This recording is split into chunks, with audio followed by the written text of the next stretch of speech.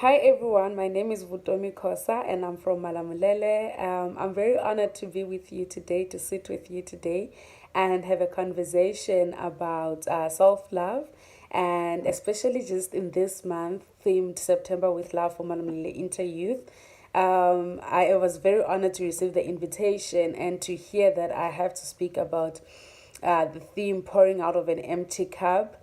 But before I was actually excited about the conversation, I was just nervous about the fact that I have to be sharing my thoughts in a public platform like this, especially about something that I'm still new in the journey. I'm still walking this path myself and I'm still figuring out a lot of things. So I thought to myself, what am I going to say? How is it going to come out? And all of that. But I also thought to myself, part of this growing journey, part of self love is also to grab all those opportunities that come to you and actually make sure that you do your best. So here we are, and hopefully it does go well. So first things first, when I heard about this topic, you cannot pour out from an empty cup, I thought to myself, where, what would it possibly mean, and how does that fit into our everyday lives? Because every single time I know people say it, I say it myself, especially when I'm tired and I don't want to give out, or when I just feel exhausted with myself. So, but I thought to myself, where is this coming from? And why do we have to do this? And immediately what came to my mind was the book of Mark, chapter 12, verse 31, which speaks about you shall love your neighbor as you love yourself. And I thought to myself, oh, that's beautiful. This Bible verse basically tells us that we have to love our neighbors as we love ourselves. But one thing that I guess we can all agree on is the fact that if you reverse the verse, you can understand that you cannot love your neighbor unless you love yourself, which means it's important, not only in Christianity, but just in life in general, to love yourself so that you can give the best version of yourself to people who surround you. So, in that verse, I just realized that God literally chose the highest standard in order to make sure that he maintains order in communities, to make sure he maintains order in our surroundings by saying that love your neighbor as you love yourself. Not as you love your mom, not as you love your friend, your sister, your sibling, or whatever, but as you love yourself, because that was the highest benchmark he could set. He knew that if you could master loving yourself, which is the first expectation he has for us, then you can try and love the next person. So I thought to myself, if he had maybe mentioned that we should love our neighbors as we love our parents or whatever, he would be expecting the bare minimum from us, and we would actually get a leeway to do the bare minimum, to treat people just the way we want them to treat them, or based on how they deserve to be treated. But he made it clear, and he made it a point that we should love our neighbors as we love ourselves.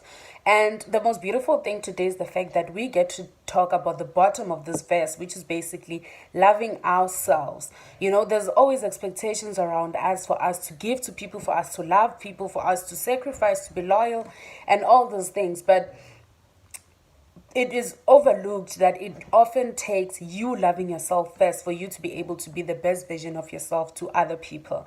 So I found it very interesting to realize that even God, he's 100% for this. He's 100% for us to love ourselves so that we can easily love our neighbors. So yeah, that's the beautiful thing. Now that I've understood that Christ expects us to love ourselves, not just for ourselves, but also for the next person so we can love our neighbors, I then asked myself, then what is self love, especially in particular to myself. Now, not just for me loving myself just for the sake of me so that I can love my neighbor, but what is it to me personally? What is it that I need to maintain for myself in order to make sure that I do not pour from an empty cup?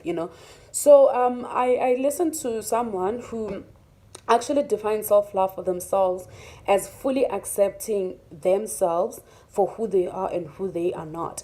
And I found that very beautiful, and I resonated a lot with that because I realized that sometimes when we talk about self love, we speak about the parts that we prominently love about ourselves, so the best parts of us.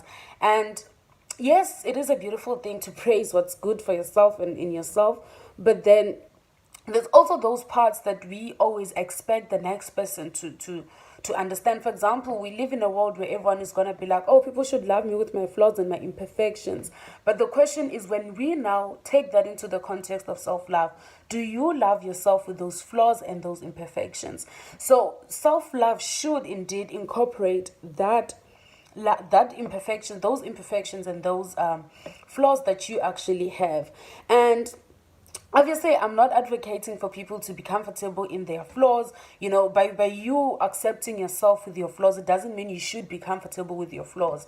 It is a beautiful thing to strive to be better, you know, to dream, to hope, and to try and better yourself in order to be a better person.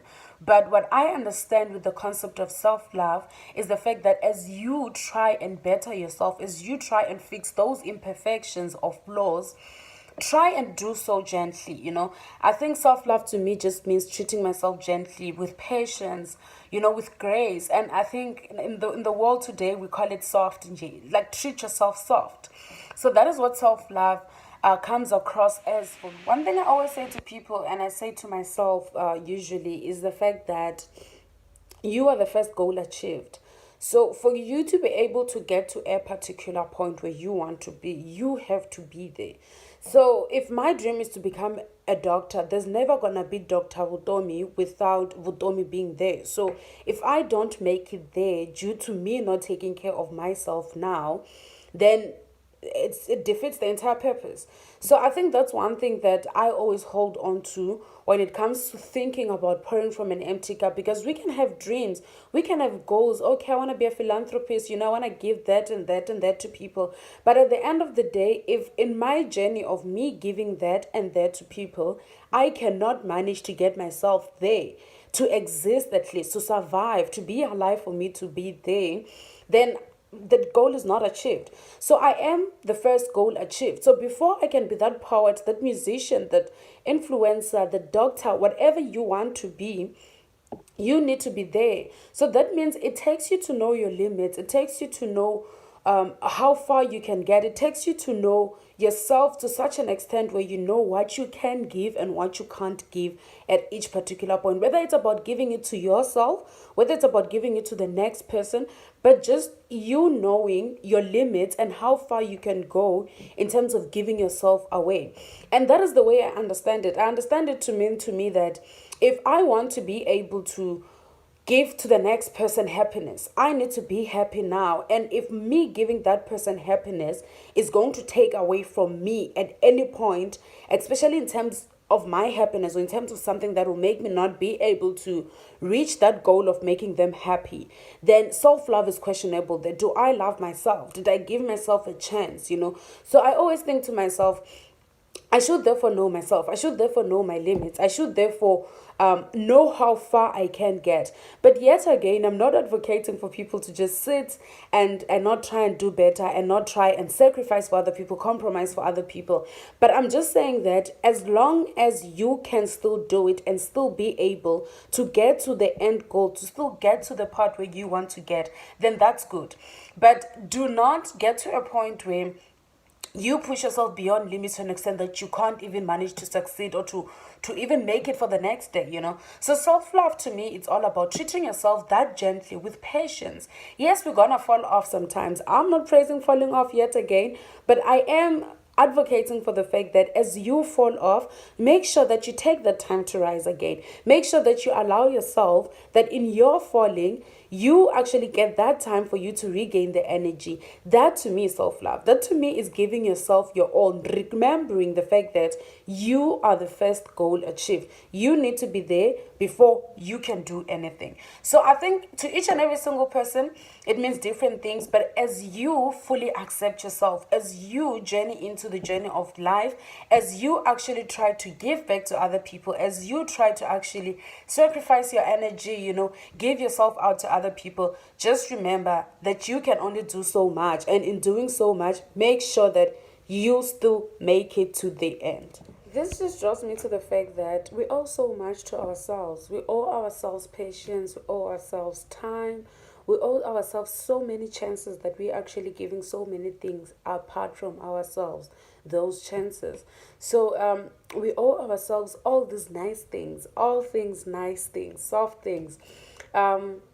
And over and above it all, we owe ourselves all these things for ourselves, just so we achieve what we want to achieve.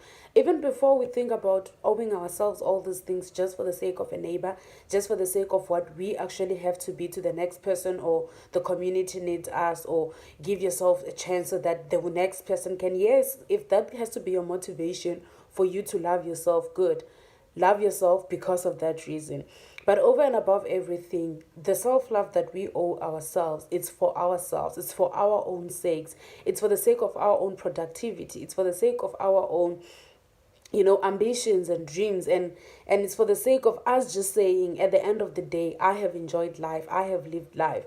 And self-love, to me, I think one of the most important things that I've learned is the fact that it stretches to all aspects of my lives. So pouring from an empty cup, as I've already said, that not only is it pouring for the next person, but also pouring out for your own things. There's certain things that we've signed up for ourselves. There are futures that we have signed up for ourselves, where we just like, I want to be this, I want to be this great. But even for yourself, knowing that you have to have limits for yourself, to say no to yourself, to say no when you are exhausted for your own self, just so that you are able to achieve your goals and in one piece and in one whole. I think that's one of the most beautiful things. So just knowing that self-love, to me, it encompasses all parts of my lives. It encompasses my spirituality. It encompasses, just gaining knowledge, learning new things, venturing into different things in life. But the most important thing is just to say to yourself that I am that important, and I am going to be content, and I am going to accept myself fully based on what I have spiritually, based on what I cannot have spiritually, for example, So just to allow yourself in all those avenues of your life to say, I am going to exercise self-love. I am going to make sure that I prioritize my inner self. And if that means you have to get rid of certain toxic traits that you have for your own self, so be it. I think another thing that is also of importance to speak about when talking about self-love is the concept of body positivity, confidence, and loving how you are, even in terms of the external part. Different people work on different things. Some people work on the external part, which is basically, loving their body, loving their appearances. But there are other people who actually focus more on loving their internal and giving themselves chances, and, making sure that they don't pour from an empty cup in terms of their internal parts. But when it comes to self-love, I think personally I engage it on both sides, where I know my limits in terms of my internal, where I just say to myself, I need to make sure that I just keep alive for myself. Like, I'm the first goal achieved, I need to keep alive for myself so that I can achieve all the goals in terms of pouring out to people. And that, to me, speaks much to my internal part, to my self-motivation, to my internal motivation. But externally, it's also important for ourselves to look at ourselves, and love ourselves and give that love to ourselves. And I think one of the most exciting things, it's living in today's world, where you look through social media and you realize how people are leaning towards accepting themselves, loving themselves. I myself getting better in this journey of loving myself as well. I remember in part of my journey of loving myself outwardly and externally, for example, it was when I looked back into a 5-year period, and I thought to myself, okay, so every single year of my life, I felt fat, and I felt like, okay, this is too fat for me to handle, I mean, back then. So I was like, oh, you too fat, whatever. But then it was a beautiful discovery when I actually realized that 5 years ago, I felt fat, but now when I look at 5 years ago, I dream of the 5 years ago myself, the 5 years ago Vutomi. And I thought to myself, what then is the use of me living each and every single year, not feeling enough, not feeling beautiful, not feeling, the way I'm supposed to feel, hoping I'll get better. And for the past, I don't know, all these years, I've actually been looking back, and I've been thinking to myself, that was a good body, so this year, I feel like my body 2 years ago was better. So I thought to myself, I think maybe it's just time for me to accept myself, to love myself, to feel beautiful, and to enjoy myself at this particular point, so that when I look back to this body and envy it in 2 years from now, I actually envy a happy body, a beautiful body, a body that was not just beautiful, but also felt beautiful. So I think these are the things that people have to tell themselves, and it's a different journey for each and every single person. But for me, it took for me to take that 5 year, look back and say to myself, in that particular year, definitely I may not have been feeling at the prettiest, but later, 5 years later, when I look back, I think to myself, I'm pretty. So the most beautiful thing I can actually do for myself is to actually, in those 5 years to come, look back and say that Vutomi was not just beautiful, but she was beautiful and happy with where she was. And that, I believe, can give me a chance and an opportunity or encouragement to actually be happy with what I actually am right now. So I think that's one of the beautiful things. And again, I'm just going to say that this is me feeling happy right now, hoping to be better in the future. Look what I want to look, although it's a different dream than I used to have back then. But look what I want to look in the future. But then also, if I don't get to look what I want to look like in the future, I want to be able to look back and say, yes, she was pretty then, she was beautiful then, she enjoyed herself then.